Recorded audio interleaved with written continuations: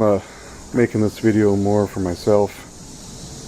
This is a little update, I guess, on the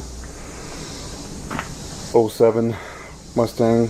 As you can see here, the 4.0, who Chester has just pointed out, is suffered a fatality. This motor's junk, boat anchor. What happened was, I've had this car a number of years. The original OEM harmonic balancer actually separated here where they, I guess it's vulcanized rubber, but where they put the pulley onto the balancer. It separated and I replaced it with a parts store part, probably made overseas. Anyway, as you can see, it failed. I don't know the root cause, like I said, and interesting enough, this is harmonic balancer. It also is the crank trigger and the pulley. So there were signs that I didn't figure out. The engine would occasionally have a misfire code, or would act funny with a miss, but then it would go away. So I'm guessing this was actually starting to move around long before it actually broke. Died on me one day, so it's junk. This is a 2012. It's the 3.7 V6. Obviously, it's been wrecked. So I picked this one up as a donor, and one of the main reasons I wanted this one is because it's a 6-speed. 11 and up V6 Mustangs used the larger GT brakes and sway bars and the 8.8 rear end, and then this engine, it's also an overhead cam, but this engine produced a little over 300 horsepower and was predicted to get over 30 miles to the gallon. So it's more horsepower and better fuel economy than the 4.0, the Cyclone platform they call it. All that's going to go here in Redfire, and sadly Redfire has been sitting here about a year. This is where the 4.0 came out of. It was just a daily driver for a long time for my wife. The kids drove it, but it was just a 4.0 with an auto, and not all that exciting, but it was a good looking car and handled nice, and was low mileage. I think it's still under 100,000, and lowered it, put bigger wheels and tires on it, true dual exhaust, California Special or GT 500 rear bumper, a little chin spoiler, have a performance alignment, things of that nature. So I hate to just let the car rot away, so I'm going to take the 2012 back there, and we're going to basically put everything from it in this car. We'll put the bigger brakes, basically change the whole K-member. So we'll have the electric power steering, which you can adjust the feel and sensitivity. I've read where some people have swapped the later cluster into the older dash, but I'm going to swap the whole dash and console. So this car will have the 2012 dash and console.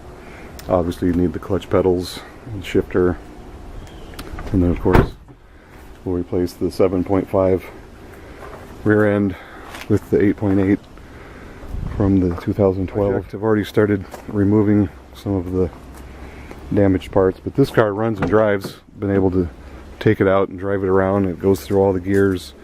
There's no check engine light. Motor sounds good. Transmission shifts good. Brakes work good. Other than the obvious body damage, the car mechanically is in pretty good shape. So it's going to make a great donor. It's going to be a lot of work, taking all of this wiring and computers and mechanical parts, basically swapping the entire car from this shell to this shell. A lot of people would say, why don't you do a coyote swap? Well, This car I got for $1,300 running and driving, so it's going to make Redfire a fun daily driver. I've already got a couple hot rods, right? They've got the Lightning. You probably know about the Warhorse there with the 502 stroker and the TKOs. So anyway, that's my plan. But fortunately, these are both S197 cars, and the actual structure of the engine compartment's the same. They actually use the same K member from 5 through 14, I believe. So the K member should swap over nice. Harness. Cheeto is ready to do it. Car gutted basically to get the whole wiring harness out. It is almost there. Most of the interior is out, including the headliner, so I can get all the wiring harness out. Probably have to change the fuel tank. The fuel pumps are different, and they're not interchangeable. I don't know, we'll figure it all out. But this is where we're at so far. Still taking things apart. Little update on the 12. We got the front K member out, the HVAC for the 12 had a bad actuator. The gears were actually stripped, so it was making a clunking noise when it was in this car. So I took the broken one out. I'm going to replace that before I put that back in. It'll be easier.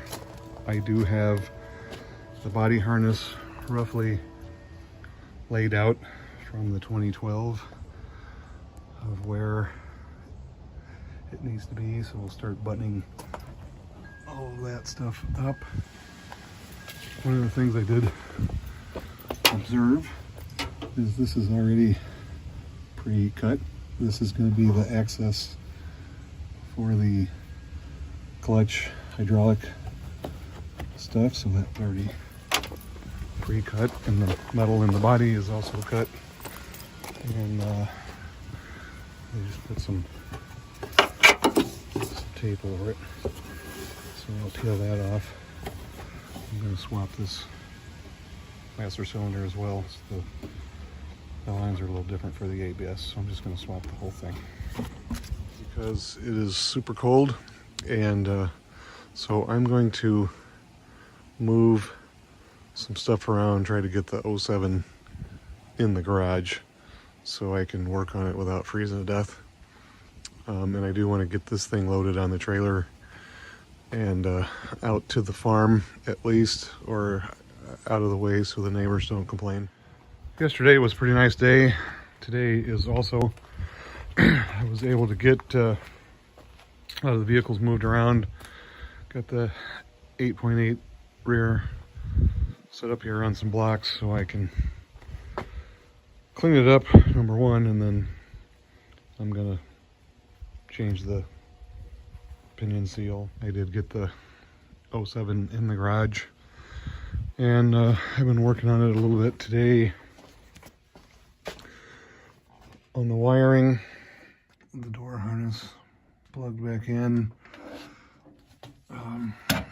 So long ways to go though. I've still got to snake all that stuff around over there. Change the parking brake handle, that kind of stuff. Hey, check it out. Okay, working on putting this harness in. This is the engine compartment part of the battery junction box, which is the fuse box and relays and all that.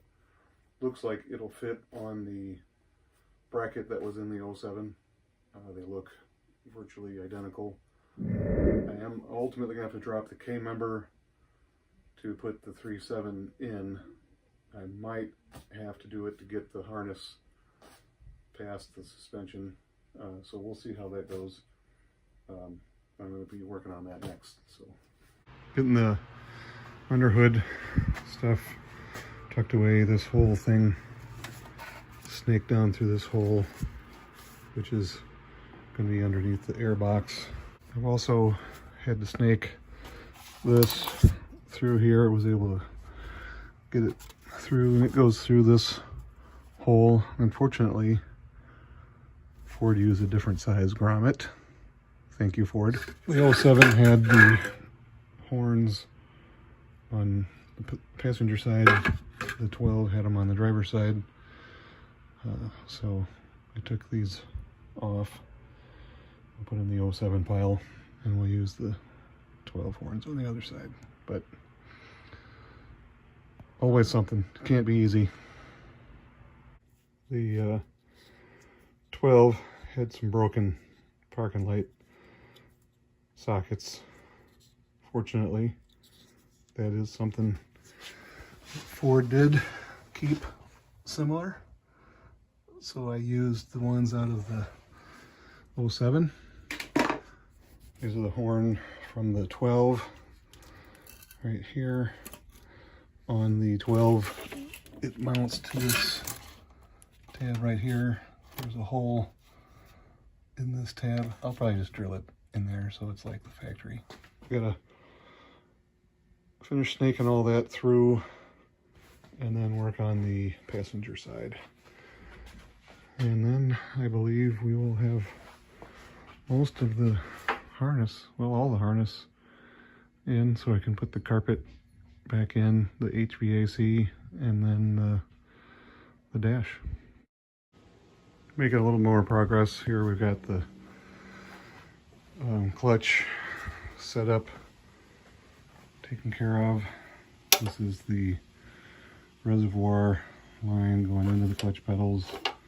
This line will go down to the throwout bearing. So now I can move to the inside of the car and start hooking things up there. Just like on the other side, the grommet for the 2012 is a lot smaller than the 07. So I took the grommet off the 07 harness as well as the one off the 12 and just swapped them. So that'll seal up nice. Clutch pedal, brake pedal arrangement in there, and Chester's supervising. Got the throttle pedal plugged in. I'm gonna tighten that up. This plug went to the clutch. This plug back here is, I guess, to kill the cruise control, maybe for also starting the car. There's a second one up here, so I'm not sure which one does which, but all these guys are plugged in where they go. This goes to the dash, so that's for the headlight switch. Stuff like that. This is the instrument cluster, so when the dash goes back on, that'll plug into that. So this side of the car is pretty well plugged in. Engine compartment, under dash area, all the way back. You've got to put in the seat belt still and plug that in. And then start on that side over there.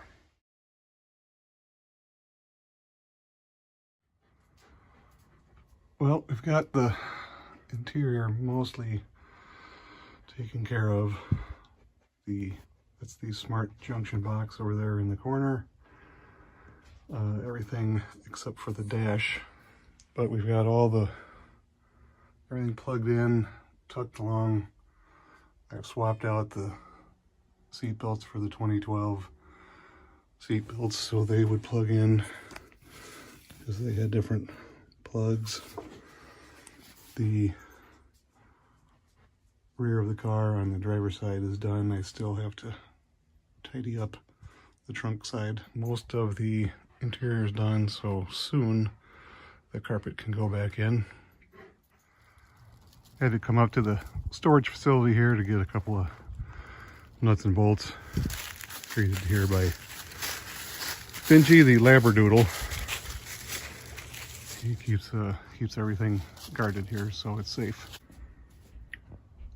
So here's where I'm at the moment. This is the 2007 taillight regular bulbs. The hole for the bulbs is much larger than what's on the 2012 and a different kind of bulb. Figure out how to make the 2012 LED, I guess these are LED style bulbs, work in the 2007 taillight housing. This thing's starting to look more and more like a car. I got the 2012 K-member stripped down so I could get it under the car easy. I'm gonna have to set the engine in with the cherry picker and then meet the engine with the K-member since I don't have a lift. So that's a little tricky. But everything, of course, the interior is pretty well buttoned up. So it won't be long. I'm gonna find out if this thing will start. I did also have to swap the 2012 evap system, which is this stuff right here. There's not much 07 left.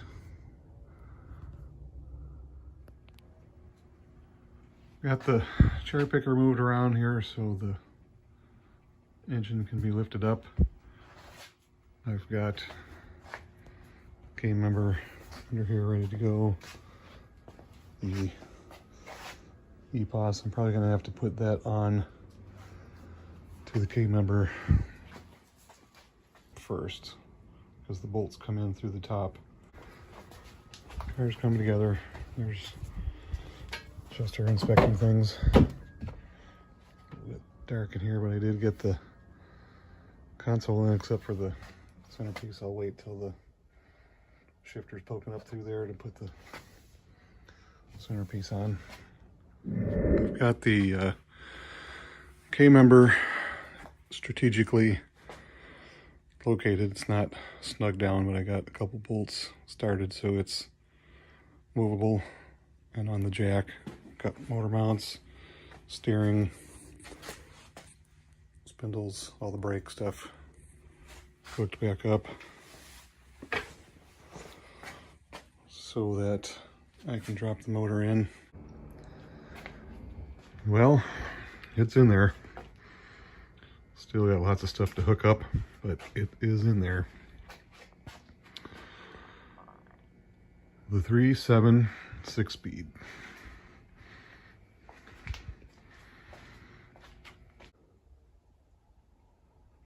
In typical Ford fashion, I got the gas tank in from the 2012, so the wire harness plugs in nicely, both sides.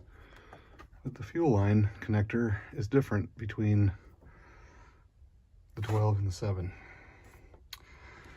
So I went back out, got the fuel line off the 12. So this is the fuel line. So I gotta swap that now. Chester Bennington is just taking a bath. He doesn't care. He's no help. All right, Chester. Chester. This is the 8.8 rear end out of the 12. I did change the rear seal. So I got a new seal in there. I had to take it all apart to do that so I could set the crush. I got about 8 inch-pounds on the pinion, which is good for used gears. While it was all apart, I wire brushed it and used some Pour 15 to paint it, so it's looks pretty. Hopefully won't leak. As part of the project for converting the 07 Mustang to basically everything 2012. So these are the trunk latch mechanisms. This is the one from the 07. This is the one from the 2012. And physically they're the same as far as the way they mount and the latching mechanism. This one, because the car was in an accident, is actually broken. This hook, I guess you want to call it, the part that grabs the latch, still got some of the coating that you can see there, but the actual metal part's broken. So this one is no good. One of the other key differences between the two cars is that the 07 doesn't have an internal trunk release. It uses the key fob or a key, and this attaches to the key in the trunk lid. Basically, when you turn the key, it turns that slot, which pulls the lever on the inside of here. 2012 does not have a key, a place for a key. The trunk lid just, they don't have them. So this doesn't have that.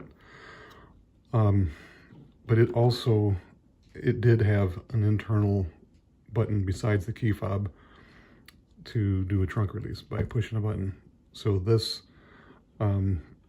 works in the same way, but it has this extra mechanism. Electrically, they're the same, and mechanically, but, well, one of the issues is the connector for the 2012 is different than the connector for the 07. So I couldn't just simply plug the 2012 harness into the 07 and leave it, which I would have preferred to do. But I've got to take them apart anyway, because I do want to keep the key feature. So my goal here is to take this part, which has the correct electrical connection. They're molded differently. Let's look at this real quick. Set those on top of each other. You can see the connectors are different between the two. All right, it looks like I've got this baby reassembled where I can use it. So if we just simulate latching the trunk, it's hard to do with one hand. There we go. That would be latched. Right. So we have our claw right there that's holding the trunk shut. This is the key. You can watch this little cable move. It unlatched there, so that's basically twisting motion. So there it is, mounted.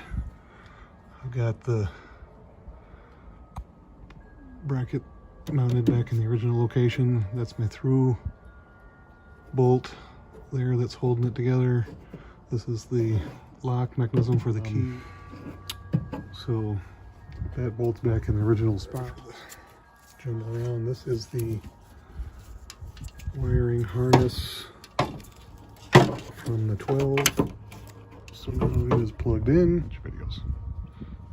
Right, Chester? Okay, we got the 2012 harness tidied up a little bit.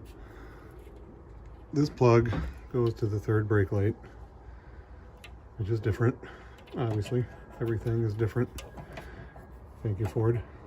So I have the 07 harness here. This is the plug that plugs in there.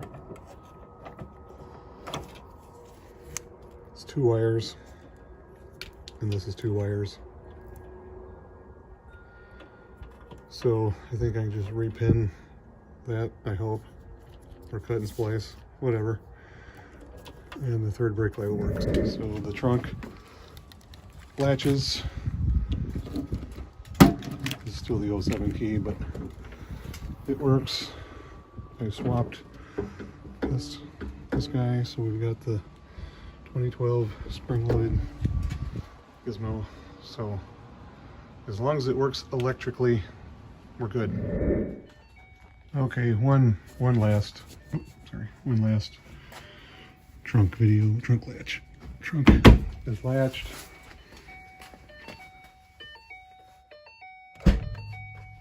Trunk is unlatched.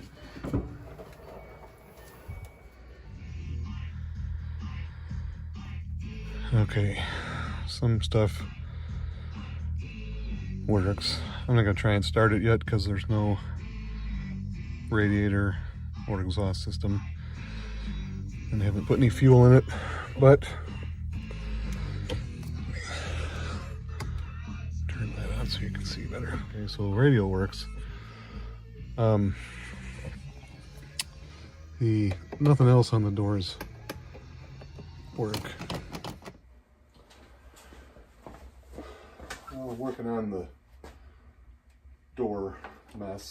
This is the 2007 door wiring harness. The plug-in connected to the body harness of the 2012, but it must be pinned differently.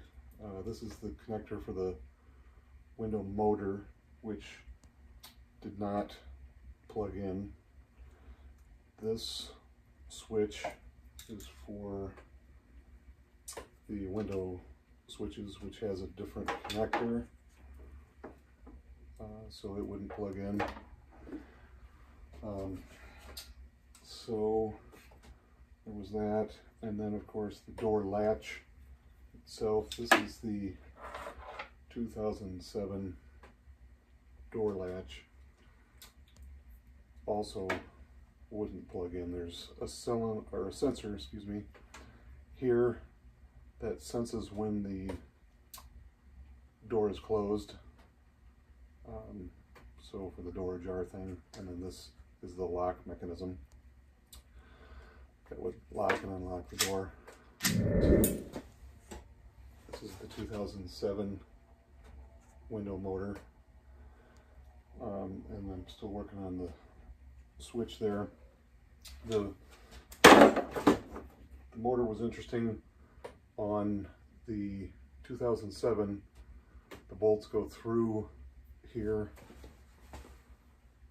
through these holes, and bolt into the regulator.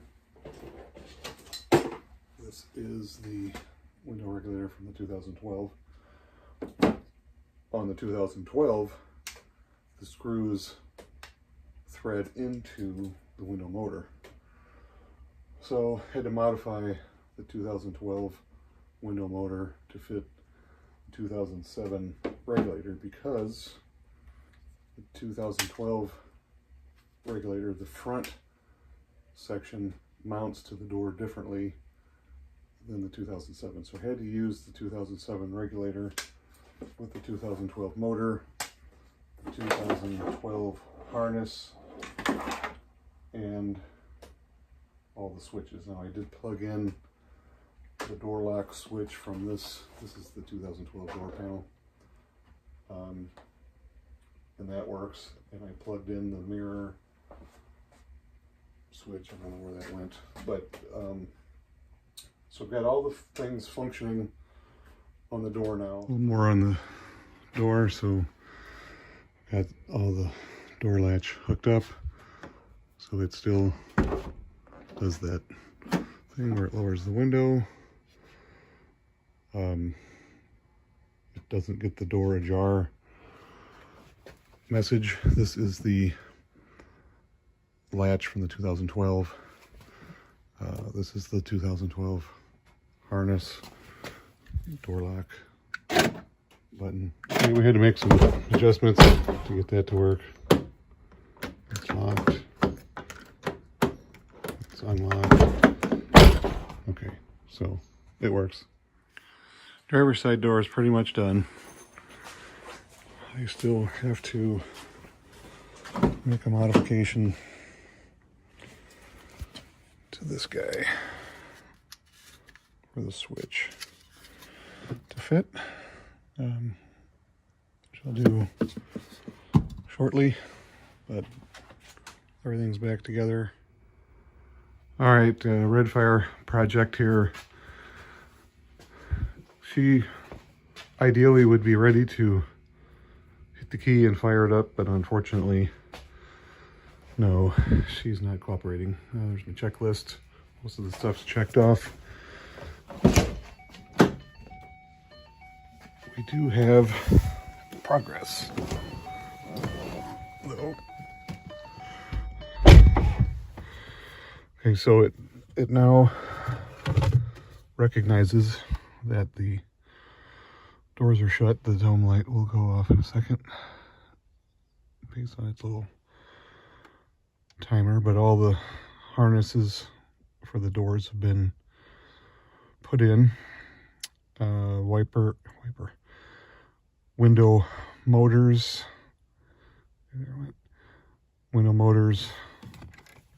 door locks, all that kind of stuff.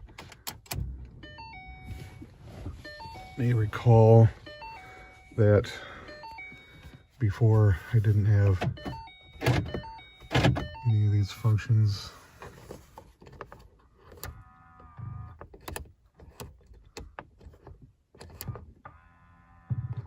Now all of that stuff works. Yes, I had to modify this switch is from the 12, but it works. Key. No crank.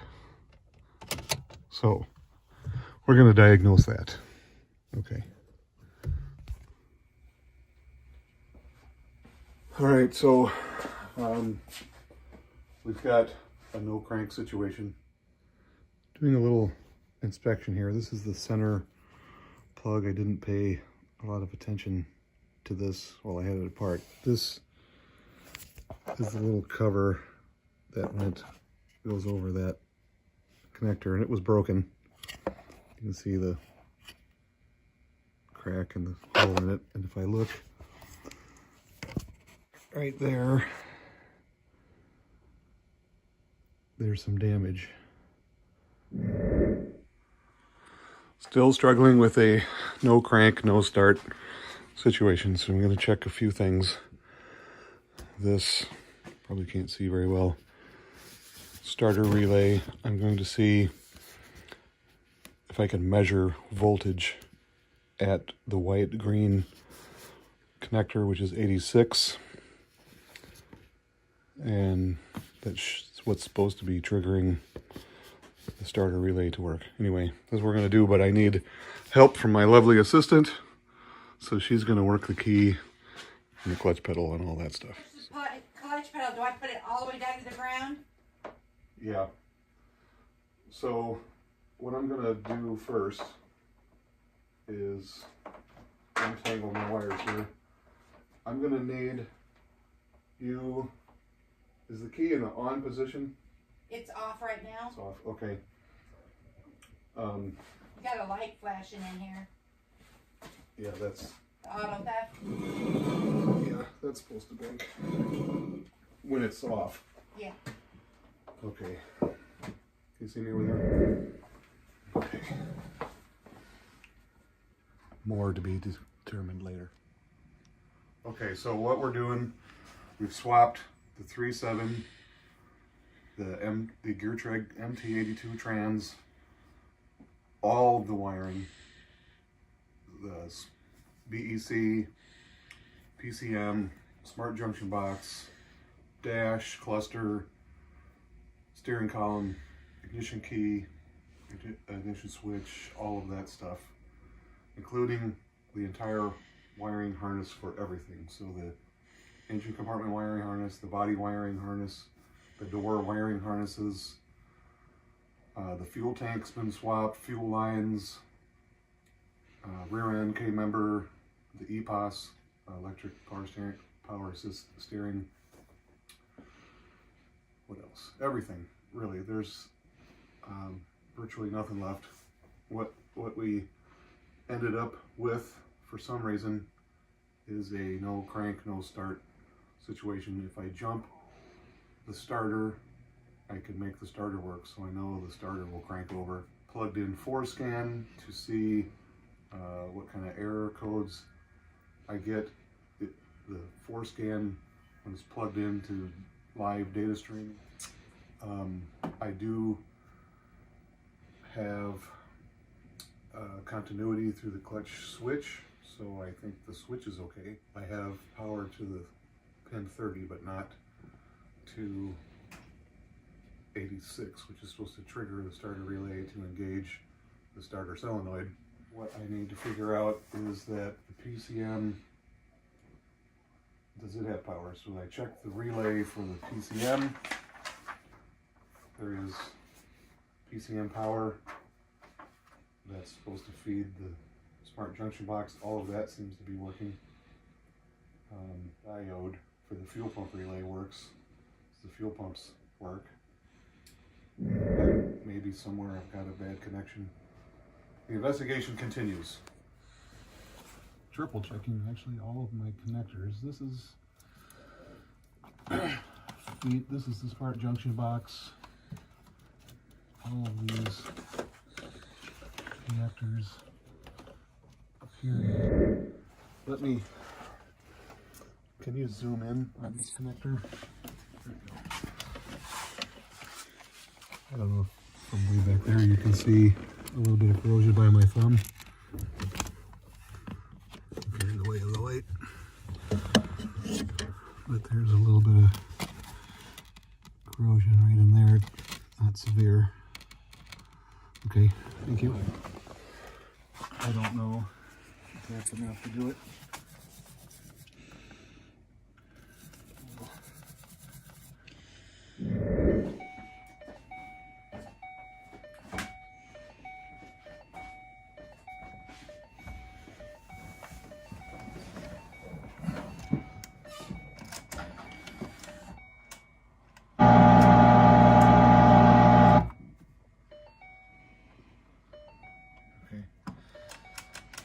Still nothing, so that would have been too easy. All right, on to the next. I don't have any power at this wire, and I believe that I should also. So no power at this wire, no power at this wire. We've got power coming from the battery, which I do, 12 volts to the 30. When that is normally open, when that closes, that goes to the starter solenoid. As I said before, I can jump across these two. This has full battery power. This gets nothing right now. If I jump across power from here to that one, the starter will spin and engage, turns the motor over, so I know the starter itself works. This is my dilemma here. Now, what is micro start? I have no idea. No idea, but it's somehow tied in there. So if anybody is watching this video, I'm surprised, but if you have an idea, let me know. Thanks. So this is a bit of a weird situation. I changed the seal in the rear diff, which was leaking originally, and that seems to be not leaking anymore, but it's leaking out of the, it's leaking out of the pinion nut area of the flange. So it's making a huge mess just sitting here. I haven't driven it anywhere. And just when we popped the drive shaft off, it poured a bunch out. So you have to disassemble the rear end again. This time, I believe it's siphoning or capillary action. It's coming through the splines and the threads of the pinion nut. It's the only explanation. So we're going to fix it.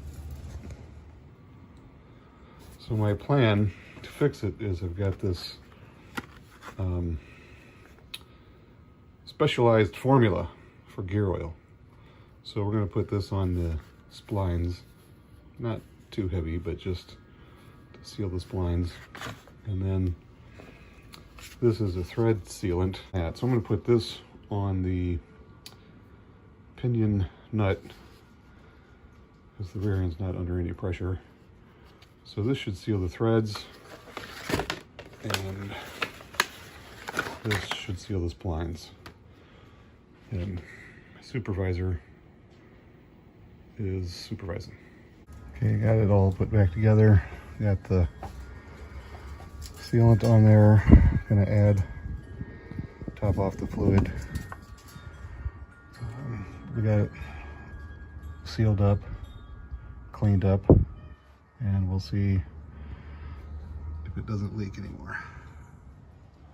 All right, we filled the diff, did some errands, had some lunch, came back. Cheetos moved to the top of the car.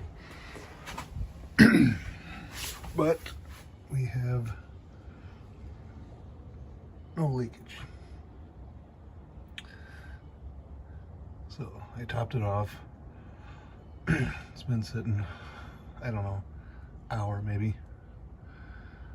No leakage, so that's good. So I'm gonna call that one fixed, put the exhaust back on, put the drive shaft back on, and we'll wrap this up. Well, the darn thing runs. After, I still gotta modify the taillights, but it runs. A couple little piddly things, but brakes work, clutch works, goes through all the gears. I ran it through them while it's sitting on jack stands. Motor runs good. Bled the coolant system. I think everything has come together. Most of my to-do list has been checked off, so a few things to do, but I think soon we'll be able to take it for a test drive.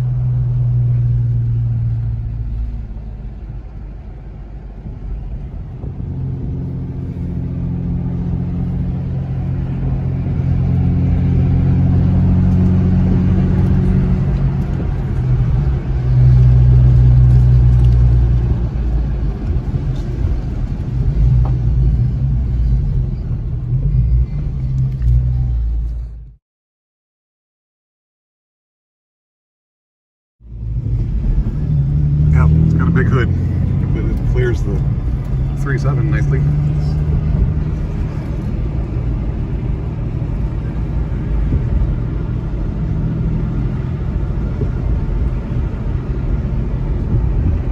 You don't hear any horrible rattling noises or scraping or grinding or... The steering wheel is even moved. Yeah, I'm gonna have Daniel check the alignment because it's all been apart, but I basically put it all back the way it was, so.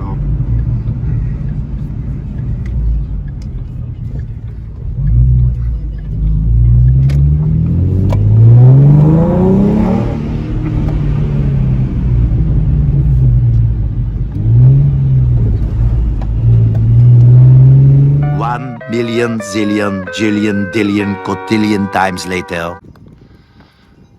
This is the one I did the swap for the 3.7 6-speed, and the suspension, K-member, all that stuff, interior.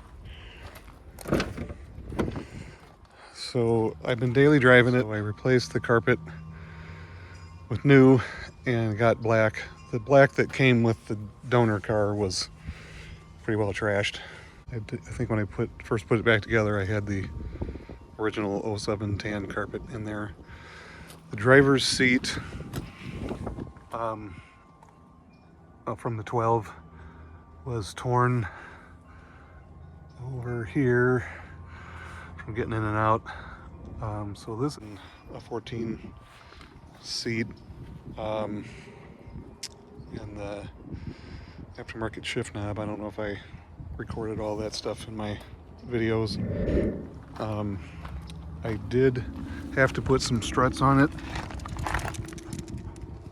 I got the Coney adjustable struts. The original 07 struts were worn out, so I replaced those with Coney adjustable. Got them on the firm setting, and the steering is set for the firm setting. I also swapped out my cowl hood for a Cervini 69 style hood. I like the style of the 69 shape, and it had a little longer hood, so it came with these fender extensions. I like that style. I also went with a B2 style chin spoiler. That was kind of a 69 Mach 1 Boss 302 looking design. So this is rattle can paint, and then I plasti dipped the inside black. I thought that looked a little better. Other than I did get the hood strut kit here, so I don't have the prop rod, and then I got the engine cover for a 3.7. I've been driving it for about a year now and really happy with it.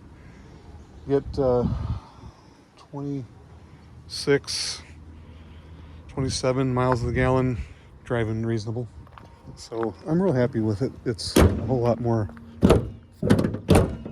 fun to drive. Oh, I forgot to mention this. I bought a trunk lid for a GT because I wanted the spoiler to kind of match like the 69 Mustang style. So I originally bought a spoiler. I was going to put it on the original trunk lid, but Ford had so much glue holding that V6 style wing on, I was afraid I would destroy the trunk lid getting it off. So I found this trunk lid for 75 bucks, and it's a GT trunk. I'm gonna swap this out so I'm not false advertising, but it was red fire in color, so I didn't have to paint it. I did take the wing off and plastic dip it black to give it that, I guess, 69 vibe. One other thing I forgot to mention, I'm still getting the fault for the gas cap.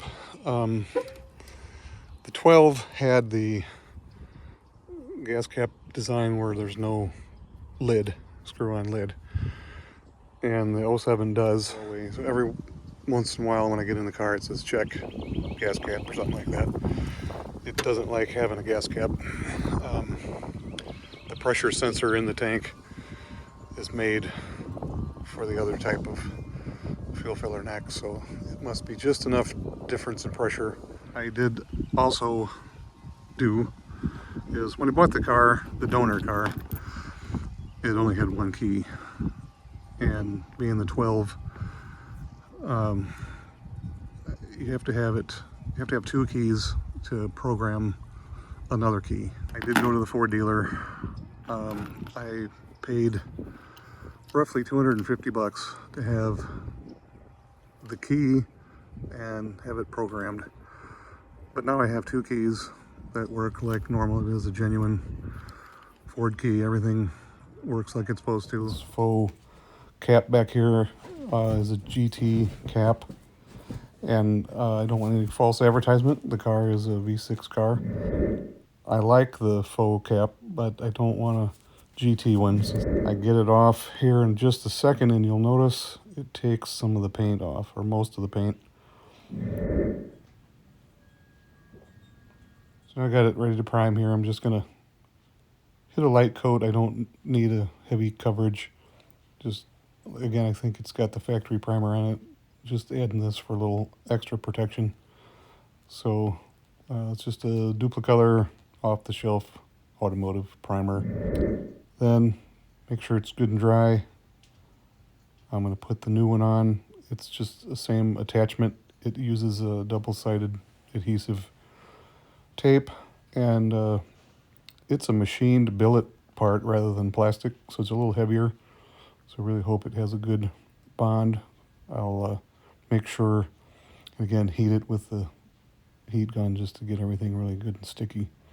But here it is. What you can see is the car is a 3.7 conversion and known as the Cyclone. The engine is known as the Cyclone.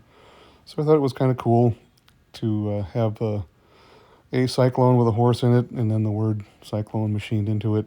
It resembles the original, but it's unique to this car. Again, they didn't put the Cyclone in the 05 to 09 body style. So kind of a neat little touch, makes the car a little unique thing. Again, subtle, not in your face, but just a nice touch. I'm not doing this professionally, it's just for fun. So again, thanks for watching. Hope you enjoyed it.